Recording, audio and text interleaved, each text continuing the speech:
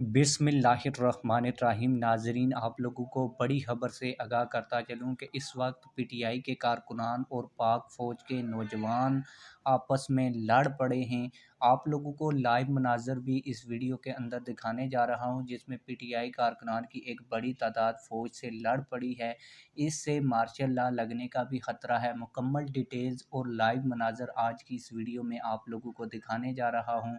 और आप लोगों को बताता चलूँ कि पीटीआई के कारकुनान पाक फ़ौज के सामने इसलिए आए हैं कि उनका कहना ये है कि पाक फ़ौज की वजह से और बाजवा के कहने के ऊपर इमरान खान के ऊपर हमला किया गया।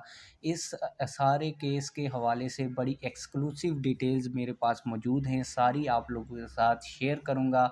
लेकिन वीडियो शुरू करने से पहले आप लोगों से एक छोटी सी रिक्वेस्ट है, अगर आपने अभी तक हमारे चैनल को सब्सक्राइब नहीं किया तो जल्दी से चैनल को सब्सक्राइब कर लें, ताकि आने वाली नई वीडियोस आप लोगों को बर वक्त मिलती रहें। आप लोगों को बताता चलूँ कि एक शख्स का इस वक्त बयान भी रिकॉर्ड के ऊपर आ चुका है, जिसने कहा कि इमरान खान लोगों को उकसा रहा था, इस वजह से मैंने इमरान खान के ऊपर हमला किया। लेकिन मज़े की बात ये है कि जो शख्स सीसीटीवी फुटेज के अंदर नज़र आ रहा था, जिसके हाथ में पिस्टल था और वो फायर कर रहा था, उसकी शक्ल, ये जो शख्स अब बयान दे रहा है, वो कैसे बदल गई।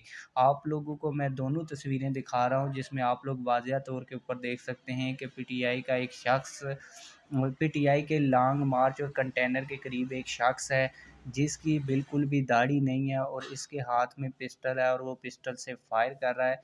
लेकिन दूसरी जानब जिस शख्स ने अभी कुछ देर पहले बयान रिकॉर्ड करवाया और कहा कि मैंने इमरान खान को गोली मारने की कोशिश की, जान से मारने की कोशिश की, लेकिन मैं नाकाम रहा, और ये भी कहा कि ये मेरा अपना ही इरादा था। लेकिन आप लोग देख सकते हैं कि ये वो शख्स नहीं है जिसने बयान दिया। ये शख्स असल में कातलाना हमले करने वाला नहीं है। अब इसके पीछे क्या छुपा हुआ है, ये तो आगे चल के तफ्तीश जब होगी इस शख्स से, तो ही पता चलेगा कि ये शख्स 1-2 घंटे के अंदर बदल कैसे गया, इसके मुँह के ऊपर दाढ़ी कैसे आ गई।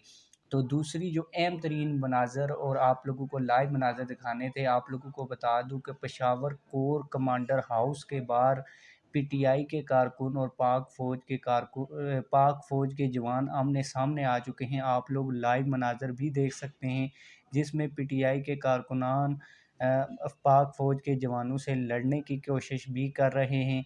और आप लोगों को बता दूँ कि जब भी मुल्क के अंदर ऐसे हालात पैदा हों, तो इससे मार्शल लॉ लगने के बहुत ज़्यादा चांसेस हो सकते हैं। अगर हुकूमत वक्त इस चीज़ को और पीटीआई के चेयरमैन इमरान खान खुद इस चीज़ को कंट्रोल नहीं करते, तो ये मामला बहुत ज़्यादा संगीन हो जाएगा और मुल्क पाकिस्तान के अंदर मार्शल लॉ भी लग जाएगा। आप लोगों की इस हवाले से क्या राय है, कमेंट सेक्शन में अपनी राय का ज़रूर इजहार फरमाएं। मिलते हैं किसी और वीडियो में। अल्लाह हाफिज़।